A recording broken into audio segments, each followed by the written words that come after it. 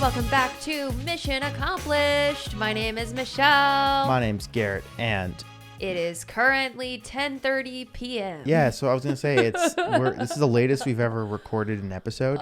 In terms of like time of day. It reminds me of that SpongeBob episode, At Night.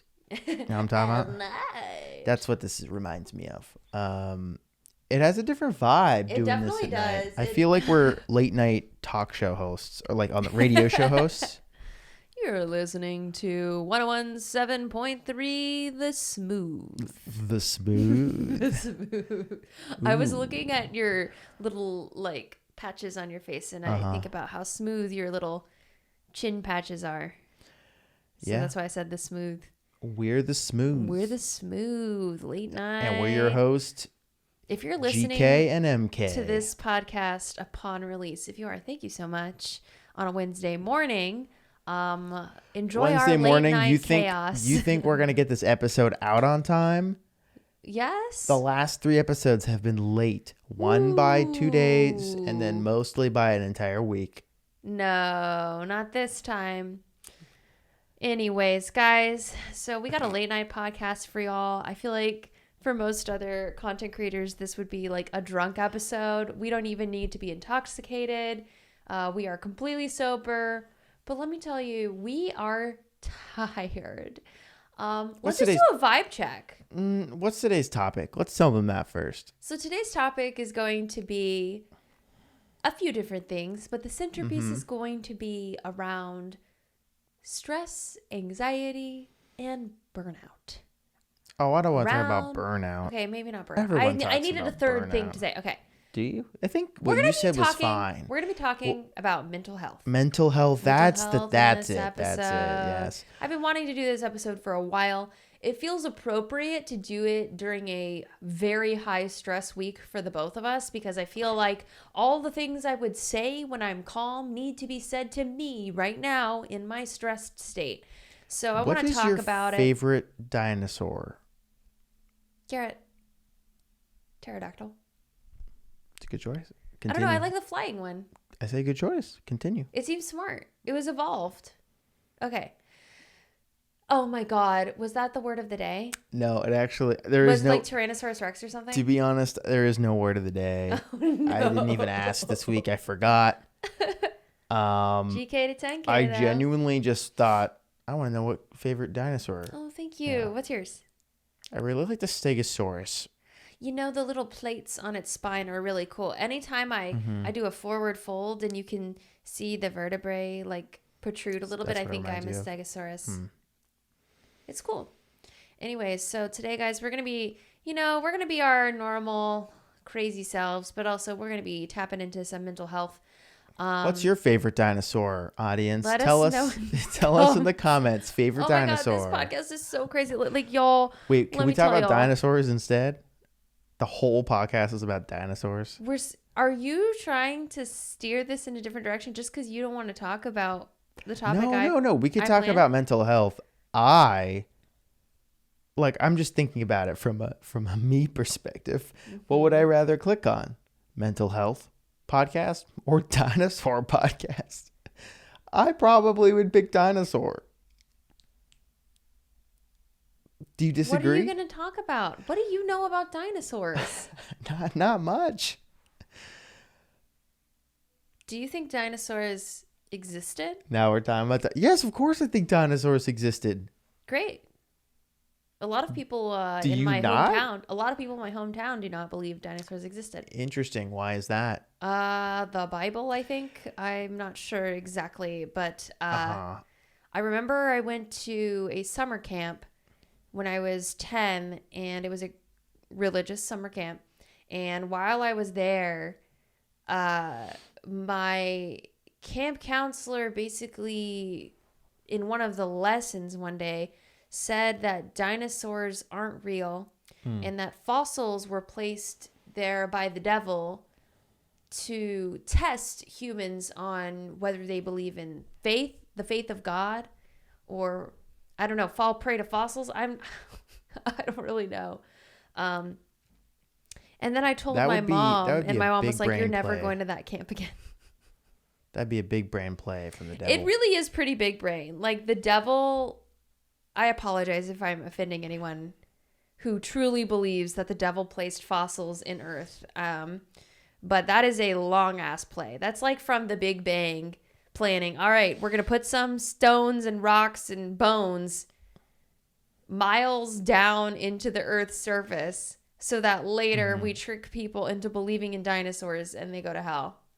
Am I being too brash? It's 10:30. So our like modern society depiction of dinosaurs is just incorrect mostly. Because they had feathers. They were closer to birds. Apparently.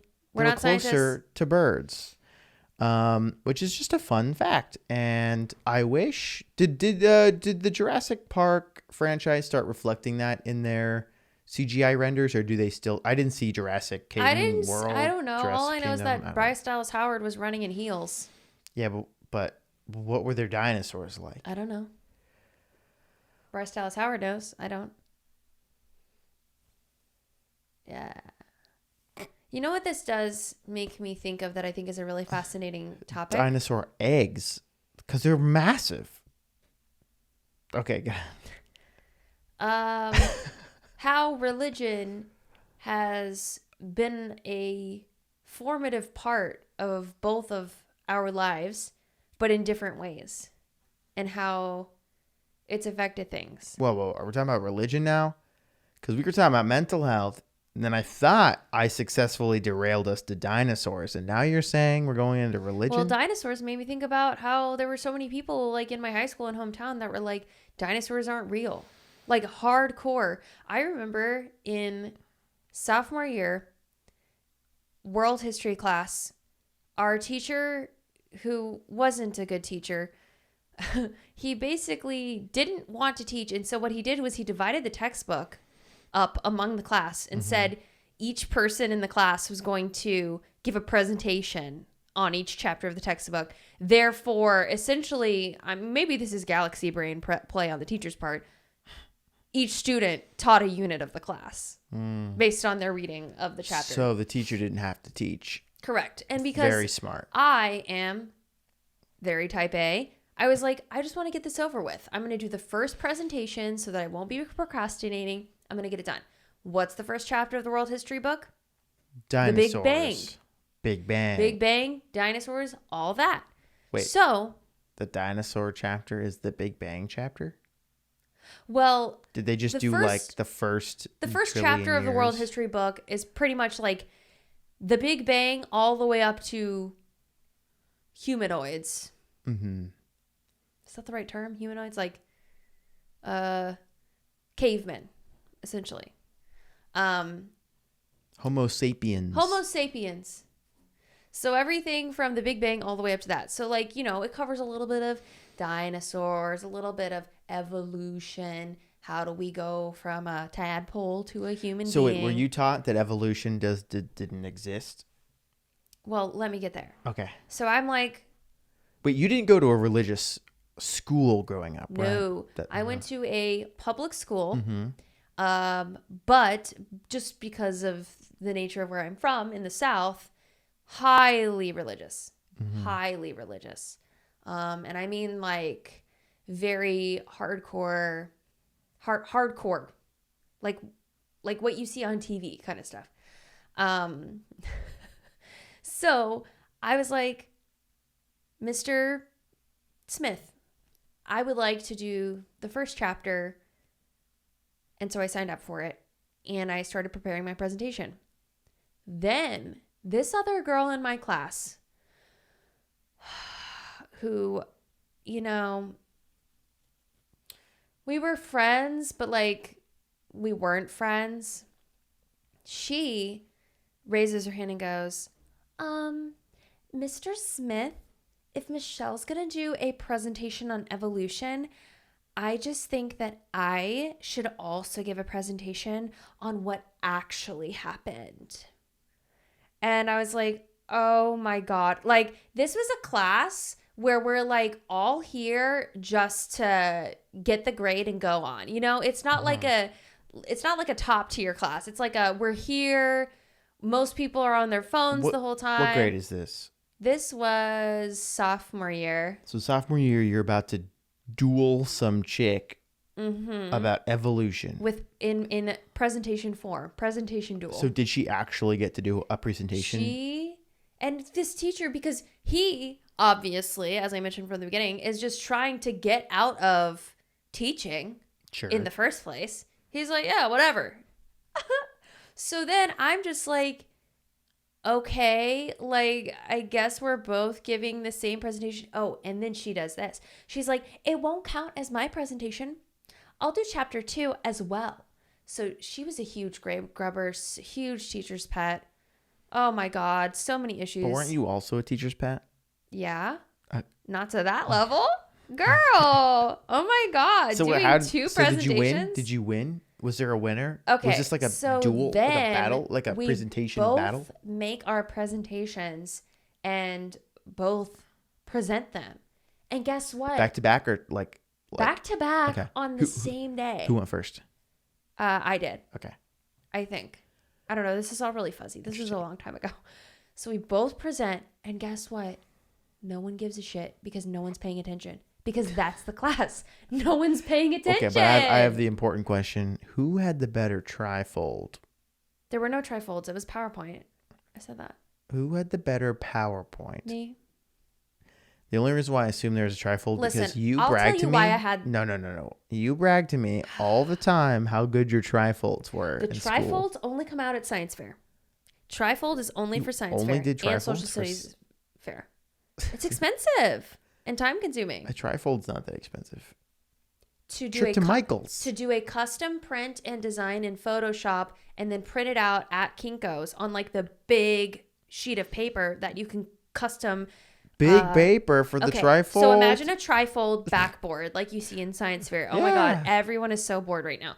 So imagine that. What I would do is I would custom design my backboard in Photoshop. Then I would send it to Kinko's and they would print it out directly on the backboard. It was so satisfying. Direct print. I love your passion for trifolds.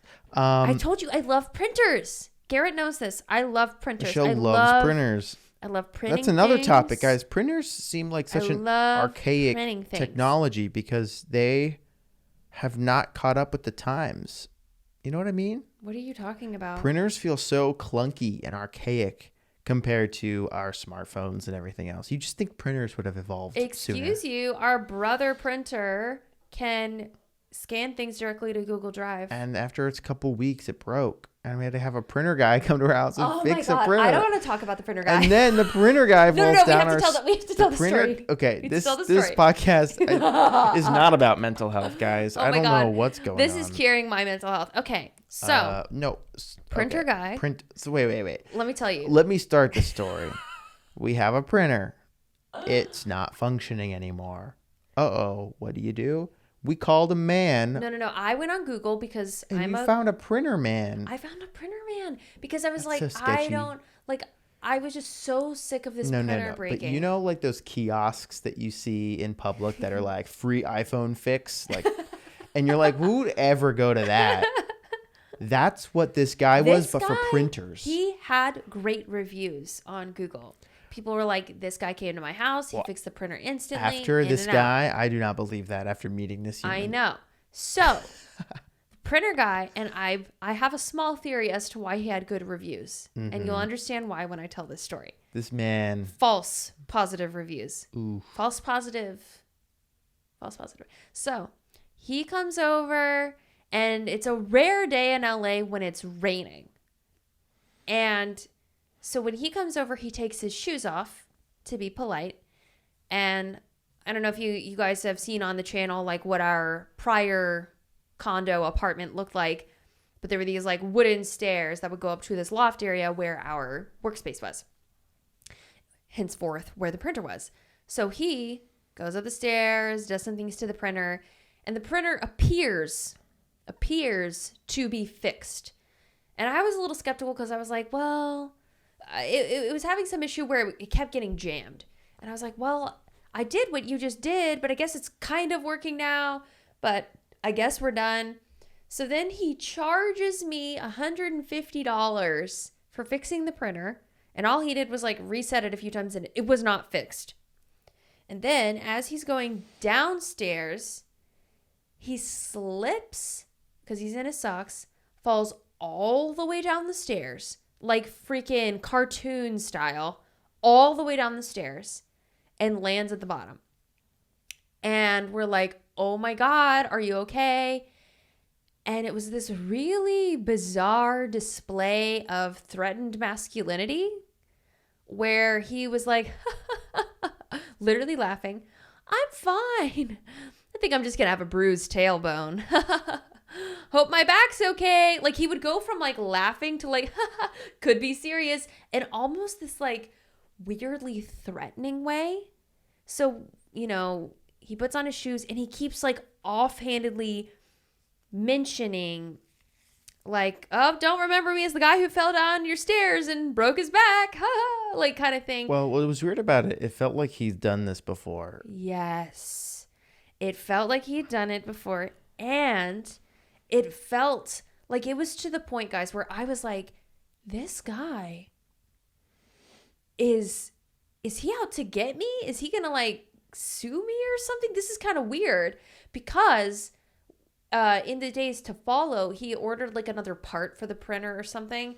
And he called me and left a voicemail and was like, hey, it's me, Mike. I don't know if that's his name. No, he's like, I'm the guy who fell down your stairs and almost broke his back. Like he's injecting it. And I'm like, and I literally ridiculous. Had to call my lawyer and be like, hey, can we get sued because of this? Like McDonald's hot coffee spilled on me style? And apparently he can't. I don't know. I don't know what the ruling was, but she was basically like, just let me know if he tries to contact you again and stop talking to him altogether. So I did. So that's the story of the printer guy. But anyways. What if it was an accident and we're being assholes? I don't know. No, he was very his reaction to very it was strange. Weird vibes. I mean, he is a printer guy, but I'm a printer girl, so. But I'm not weird about it. Am I weird about my printer obsession? Let me tell you, when I got our current printer, I'm imagining I was Skater so Boy. excited. I'm imagining Skater Boy. Let me tell y'all about my brother printer. MFW printer. It is literally, it's like a tank. It can double side print, color, laser, scan directly to Google Drive, scan directly to PDF over email. Can your printer do that? If it can, tell me about it. I want to learn about it.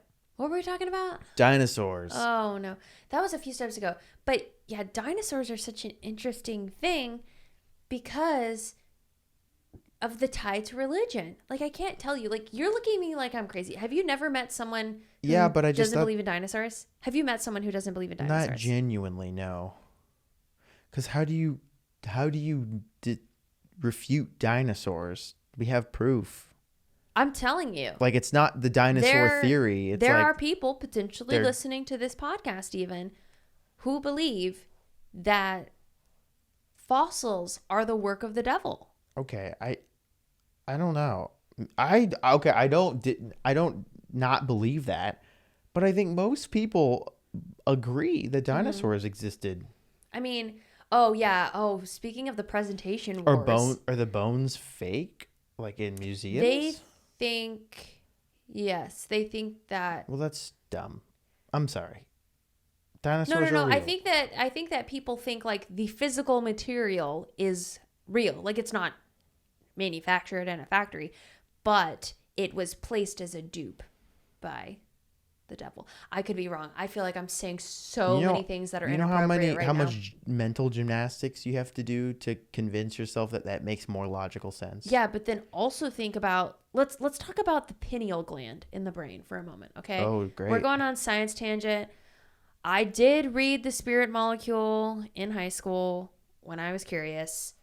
So, the pineal gland in the brain, and this is not a science podcast, so y'all can do your Google double check. This is a dinosaur podcast. Okay. The pineal gland in the brain is essentially, and I'm paraphrasing here, it's the part of the brain that allows you to imagine things that you haven't seen before. So, for example, the concept of infinity. You can imagine and somewhat wrap your brain around because of the pineal gland.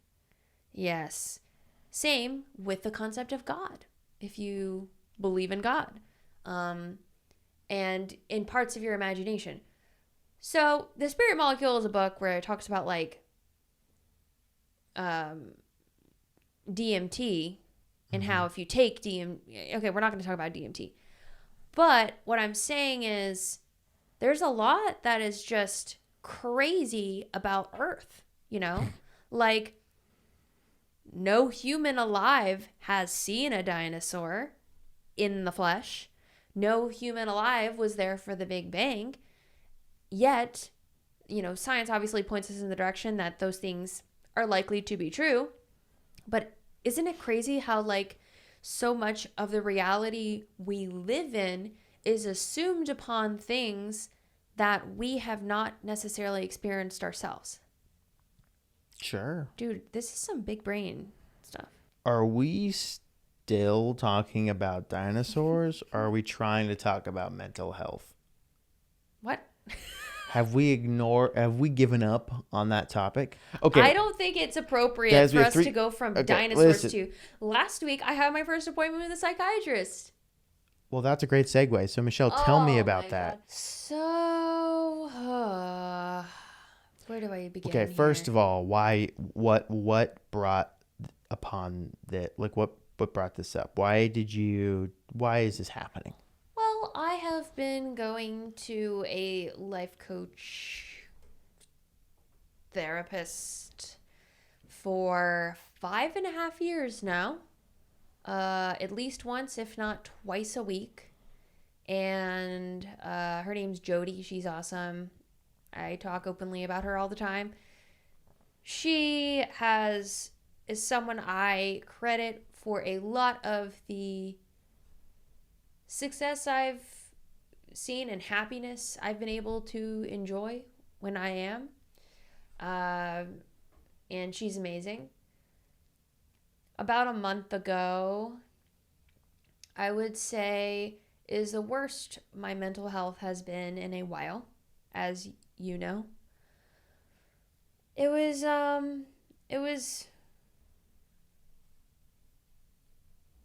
something where I apologize. I'm having a difficult time kind of articulating what I'm trying to say. No, you're fine. Take your time. So things were happening where I felt detached from myself. I would be in a situation that is stressful in daily life, but I would say mild to moderate stress. For example, we're discussing our schedule for the week, me and Garrett. And that conversation, even just the smallest amount of stress. And when I say stress here, I mean having to use my brain to think critically more than I would doing daily activity. Because maybe we were talking about a schedule and we go, oh no, we don't have time for this anymore. Sure. What do we do? And immediately that stress starts. It's sort of like a producer mindset of trying to problem solve. Mm-hmm. Something that could very easily be done if I was calm.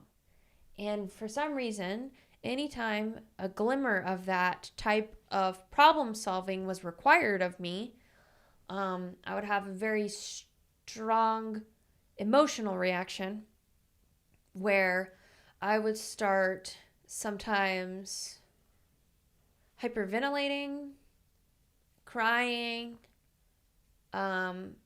lots of negative self-talk spoken out loud about myself, saying things like, and I apologize if this is trigger warning, saying things like, I'm stupid, I'm not smart, I'm not pretty, I'm not good at what I do.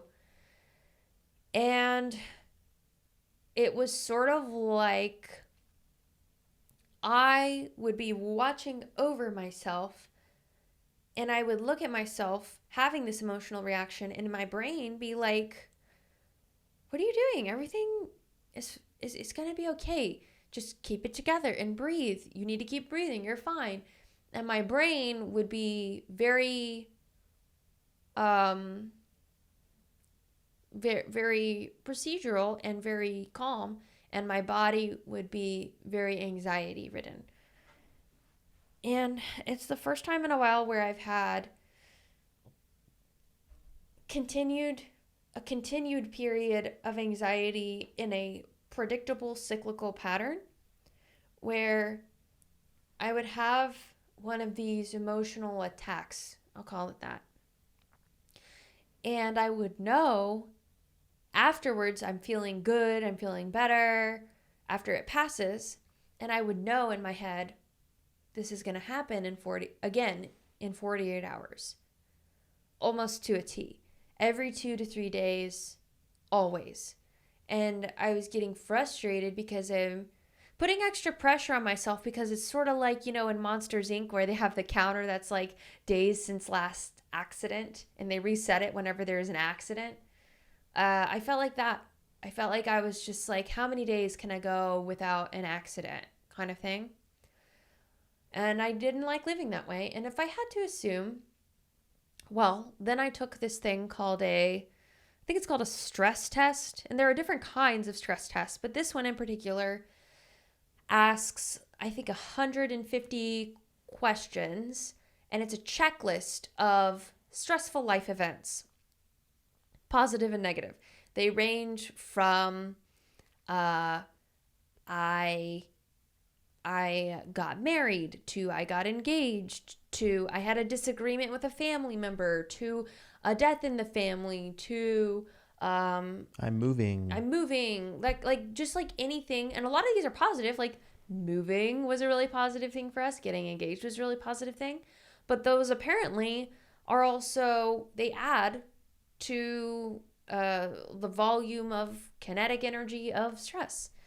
So I did this test, and I think the highest score you can get is a 600 in terms of volume of stress, and I got a 590. And what would be the average? A healthy, like it's considered unhealthy when you go above 400. Right. Yeah. And I mean, look around. Everyone in America is experiencing high stress right now. Right. So I think everyone's levels are higher than normal. Everyone's levels are higher than normal. But it is interesting that you seem to have a lot of those extra things kind of overlap, like the engagement, the right now, like the musical, the move, COVID existing, a bunch of brand deals that are happening, like all these like weird life things, all kind of at the same time. Right, and I think people are like, what makes an engagement stressful? It's not. It was the greatest thing ever. It was so awesome. No, the engagement isn't stressful. No, it's what's to follow. It's when you're planning. Like, oh God, like a wedding is really expensive and it's uncomfortable to talk about the money side and parents and family and is it religious wedding or is it non-religious and who's doing what and like why is catering so expensive? Does anyone actually need to eat at this wedding? Like. Yeah. I mean, at the end of the day, the wedding's really fun to plan and we love planning it. It's just a lot of extra work. So that alone just adds stress, regardless if it's fun work or not, like it's just more things to do. And I think like in the month of September, we moved. My parents came to visit. That was my first time seeing them in a really long time, since Christmas. I went wedding dress shopping, which is fun, but also stressful and brings up a lot of weird, like, societal things and body issues and stuff like that. And that's on top of COVID, doing it during COVID, The expenses of moving, the expenses of that. We haven't even talked about everything happening there. All that stuff. Like, and one would expect that you would feel what I felt when it was all happening in September. And it was almost like not like a delayed reaction, but like a depression to follow once the distractions went away. Once my parents were gone, once we were like in the house by ourselves, everything else has stopped. I sort of like crashed in a way. So I'm going through this cycle of just feeling terrible about myself and having like full on crying every 2 days and just being unhappy and so much negative self-talk. So I decided to make an appointment with a psychiatrist. For those that don't know, the difference between a therapist and a psychiatrist is they have 2 different degrees. A psychiatrist goes to medical school and has an MD. And a therapist has a different type of degree that does not require medical school. So I was like, I talked to Jody, my life coach, and she said, yeah, go see a psychiatrist. Let's see if they might have a new opinion. And I really applaud her for that, because I think that was really cool of her to be like, yeah, let's like get multiple opinions. Let's get like as much help in this department as we can. Because this is after I part of my program I have with her is you can do like emergency calls where it's like, I need to talk to somebody right now. And I did that. And I was like, I don't even know what to do. I feel like I'm out of control. And she was like, all right, let's find you someone to talk to. So I went to the appointment, and it was really, really interesting. It was really interesting, not because anything like super profound happened necessarily, but for the past 5.5 years, in terms of like mental health support, I've been speaking to the exact same person, and I love her and believe her, and I think she's the best thing that's ever happened. But it was really interesting to see a new perspective. And basically in this first appointment, we talked a lot about like, what are the most formative life events you've had? Like, what are, some things you struggle with, the traumas you've experienced throughout your life? What stresses you out? Like, I told him my whole life story pretty much. It was really interesting how he very quickly pointed out to me that a lot of my stress is self-induced by unrealistic expectations that I put on myself, potentially as a daughter of an immigrant. That I am never satisfied because nothing could be good enough to warrant my family moving across the world to immigrate here. So, and I know that, but like really, really diving into that was really interesting and helpful. And I want to work on it more and releasing that pressure that I put on myself. So yeah, basically I took a weekend off and I just journaled the entire weekend, sat at the pool, journaling a ton. And what's really interesting is a lot of those thoughts that were just like cycloning around in my head, getting them out on paper, even if they were so negative or so imperfect, just sort of like released it in a new way. Mm-hmm. And I feel like I've been doing pretty good since then. You've been doing great. I mean, what do you plan on talking to this person again? Yes, we're going to speak next week. What do you hope to uncover or discover in your next talk? When I went into the first one, I came out feeling uncertain because I was just like, I just wanted someone to fix me right then and there. And in the appointment, he said, I know when someone needs medication instantly. You don't. And so that's where we're at for now. He's like, I want to get to know you a bit better. Maybe that will change my thought. But as of now, I'm going to just continue to work on myself and mitigating my anxiety that way, with also the ability to rely on a different substance or support if needed. For those people who don't know what it feels like, if you're comfortable, like when you get a lot of anxiety and it kind of rushes over you all at once, what senses do you have? Like what does that feel like? Just to try to like help me or someone understand maybe sometimes how crippling that is. A few weeks ago, we were driving to run an errand, and we were like in Hollywood, and I get this email. It's like, hey, Michelle, where are you? The event starts in 5 minutes and we don't see you online. And this is a big event. I was supposed to do something. Let's just say that this was an event that most people dream of getting to do. There were a lot of high profile people that were involved. Yes. And so this was something that like Michelle could not show up. She had to be there. I was supposed to do this really big event, and I got this email, and I instantly started freaking out because what happened was when I was sent, the schedule was sent in Eastern time zone, and I guess without thinking, I put it in my calendar as Eastern time zone. We're 3 hours behind them, so when I thought, oh, I'm going to run some errands and do some stuff and be back in time for my 3 p.m. thing, it was really at noon. And where was I at noon? I was driving around Hollywood doing errands. So I get this email, and instantly the reaction began.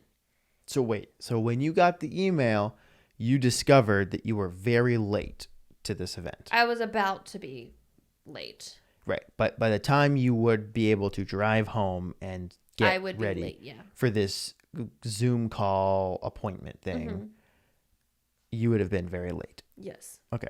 So that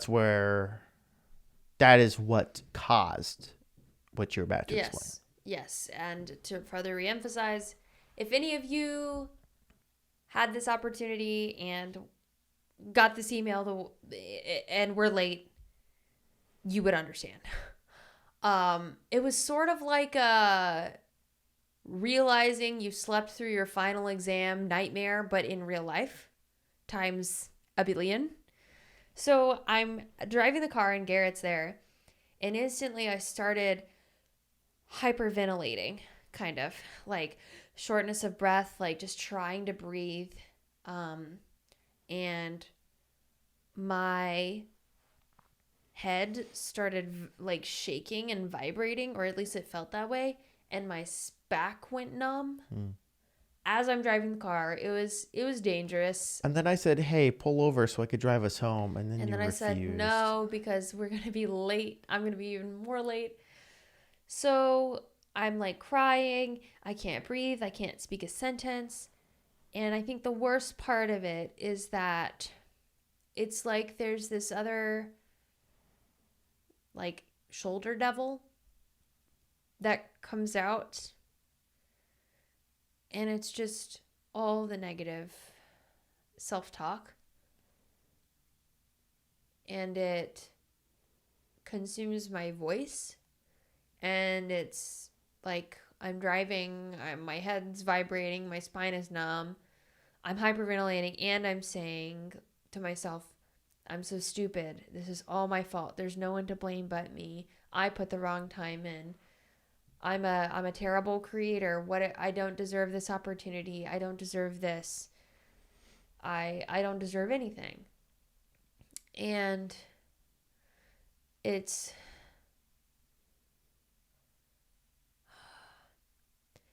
I think when I told the psychiatrist, he is like, why are you here? And I was like, I'm here because I have faced a lot of adversity in my industry and growing up in the South for whatever it may be, being mixed race, being brown, being a woman, whatever it is, even not that, this industry is hard and there's a lot of like doors slammed in your face constantly. And I am frustrated and sad because while all of that has been really hard and painful, the biggest obstacle I've actually faced, I feel, is my own negative self-talk. And if I could just get out of my own way, how I could be my best self. And so I told him I'm here because I'm in the way of my best self.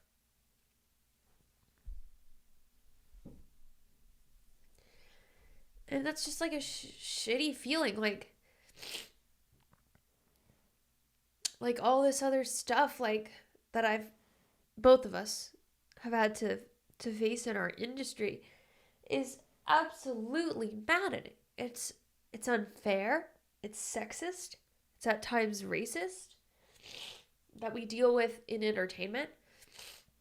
I also want to point out, not even just in our industry, you deal with sexism in just being an athlete and have your whole life. And that's a whole nother layer to this. The industry is one thing, but also having to prove yourself as a competent athlete, as a woman, I know you deal with on a daily basis. Even now, I know as a pro cyclist you did a lot, but even now still, just like with personal trainers that might not think you have what it takes to for them to want to train you, or entities that we reach out to for Challenge Accepted being like, oh, well, you're a dumb girl influencer. You think you can do this? And we get that more than you would expect. And it's really sad. It's less so now than it was in the beginning. Well, now it's because we can show videos of hey, Michelle did this, this, and this. And then but even then, okay. We still get it. We'll literally have a video of me getting pepper sprayed at police academy, and we'll show it to a different organization we're trying to work with, and they're like, that was real? And I'm like, yes. You can't fake that. I mean, you can fake liquid spraying out, but the reaction, the redness, all of that, you think that we hired a makeup crew to make me look like that? That is absurd. It's insane. Or I'll literally have a video of me, my marathon video. I qualified for Boston. You can Google the results and find my name, official results, Boston qualified. And people are like, that wasn't fake. It is insane. There are even people who think that the firefighting video is special effects fire, which I don't even know. I guess is still real fire. But people are like, oh, you actually went in a burning building? And I'm like, yeah, you watched the video. You know what I mean? Yeah, so you deal with a lot of and it's always that. Guys. It's always guys. Yeah, of course. We actually dealt with a really inappropriate experience this fall, wasn't that? Mm-hmm. In August. Yeah. So that was recent. Yeah. Recent as this fall. It's always going to be happening. People are like, we don't think you're strong enough to do what it takes to do this thing. And I'm not sitting here saying, let me be clear. I am so aware of the physical limitations that I have, and I do not consider myself even a top tier athlete anymore or anything like that. But also, I'm not one to shy away from the hard work. I would rather an entity say, we don't think you're ready. If you do, you have to prove it by passing this physical assessment, or you have to do this, or, you know, like, can you run a mile in X amount of time, and can you send us a video of it? Right. I would rather there be like, just want to check in, are you comfortable, and can you prove to us that you can do But what X, sucks Y, and is Z? when you have a video of you doing like the FBI physical fitness test or whatever it is, and like, sure, those are all varying degrees of difficulty.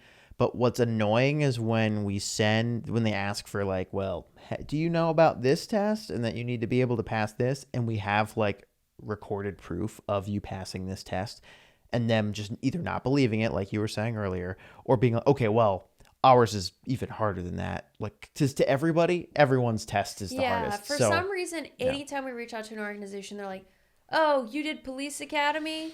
Well, blah, blah, blah at our place is so much harder. And spoiler, they're almost all the same. They're all the same. Okay. I mean, not to, I don't want to let, I'm not, that's not me insulting these other organizations. No, it's just they're more similar than you think. I think it's a pride thing. I mean, it makes sense. It's so much totally more makes sense. Totally makes sense. Anything else. I don't blame them. But what I want to do is loop back to mental health and the anxiety, the panic attacks sort of thing. Well, I guess what you were trying to say is something I haven't also thought about too, is just that the nature of everything I do, yeah, and everything I want to do in my life has millions of people who are the gatekeepers to said thing saying, nah, you're not this, this, and this, and move on, you know, and that's it. But is that but you're saying that you yourself are projecting barriers, right? So after having that told to you by other people, right, it becomes a freaking voiceover in your own head. Exactly. So then in other situations that may not be surrounding any of those issues, when I make a mistake, that is the voiceover that plays in my head. So what I was saying to the psychiatrist is, I have been the first Indian professional cyclist I've ever heard of in America.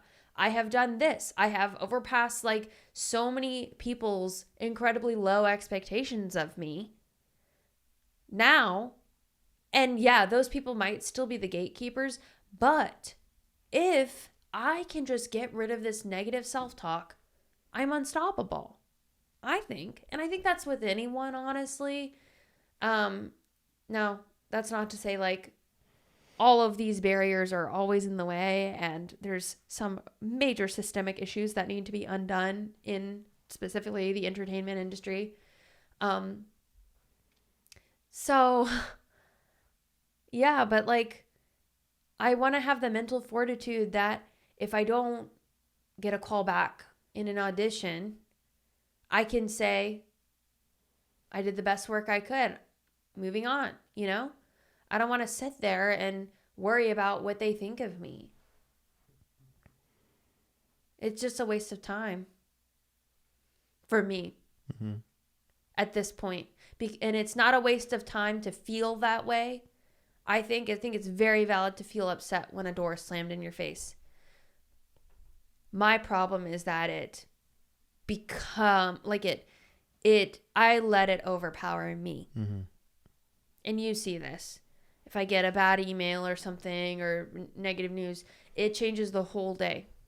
Yeah, I mean, it could one email that says something that could set you off could completely derail an entire day, which is I'm not even concerned about the work that we don't get to do, like that was lost. I'm more concerned about you and like for that to make you feel that bad that quickly for that long is like scary. And I don't want to see you hurt and destroyed by something like that. So it's concerning to me because I hate seeing you like that. Yeah, it's. And you are very supportive. Garrett is an amazing partner, guys. Very, very wonderful, very calming and kind. encouraging of breaks, but it's also not your responsibility to fix me or take care of me. So I want to be independent in my pursuit of that. Yeah, but as you know, like, I'm here for you to lean on, always. Mm-hmm. Yeah. This stuff is hard. It's hard when it's deep and deep rooted. And I just think of all the times, like in my cycling days when I would be on a group ride and some guy would pedal up to me and be like, "Oh, you're on the advanced training ride. You know this is the advanced ride, right?" Every time. And I would be like, "Yep, I know why I'm here." And like, to them it comes off like a compliment, Mm-hmm. or like I'm helping you out because you're in the wrong place, right, little lady? Because you don't know what you're talking about because you're a woman. Yeah. And we don't ever see girls on this group ride. But it just comes off patronizing. Yeah. Oh, it is patronizing in its nature. Yeah, exactly. And I don't think I realized the extent of the damage that caused until after I was done cycling even. So I think the way you explained it is that sometimes, well, like some of your current stress, or let's say anxiety, is almost like PTSD of that event that happened, right? Of you missing that appointment that you had? Maybe. I don't know. I think it's everything. Mm. But I think that was... But that, like, that moment of you missing that one appointment that you were late to, like, that really, I think, struck a chord in you. Like, I could tell that seemed different than other situations that I've seen you go through. Like, that one seemed to really affect you. Mm-hmm. Yeah. Well, I hope this conversation was somewhat healing for you just in this moment, but also healing for anyone watching who might be dealing with something similar to you. Especially with stress and anxiety. Anxiety is a big one. I know a lot of people who have a lot of social anxiety. I have social anxiety in a lot of ways, but just anxiety in general. And it is a tough thing to deal with when those emotions just bubble up, and like, how do you cut through that noise? And yeah, so thank you for being open with everybody and sharing, because I hope... Thanks for listening. I hope even just you mentioning it is helpful to someone else. It's scary to talk about because it makes me feel like now there's a perception of me that is like unprofessional, unstable, inappropriate. Yeah, but I think the opposite. I think it shows strength that you're able to talk about this kind of stuff openly. I just think that's a cool trait. I think that you're secure enough with yourself and like who you are that you're willing to talk about that, and you're willing to say it aloud, even if the small chance, like just the small chance that it might help somebody else, I think is really cool. It's a tough thing to do, so I think it shows strength. How do you feel? I don't know. I'm nervous, but I hope reading the comments on this is nice and not scary. Well, you'll read the comments. You'll see everyone's favorite dinosaurs in the comments, and that's going to be a lot of fun. Yay! We covered so many things. I don't even know what we're going to call this podcast. Mental health and dinosaurs. Okay. Is that interesting? No. No, not a good time. I'm imagining the thumbnail. Oh my God. It's so weird. If you guys made it to the end of this wacky, crazy, all over the map podcast that we recorded at, what time is it now? 11:17 p.m. Please leave a dinosaur in the comments below. Tell us your favorite. And if you made it to the end of this podcast, congratulations. Mission accomplished. We'll see you next week. Bye. Bye.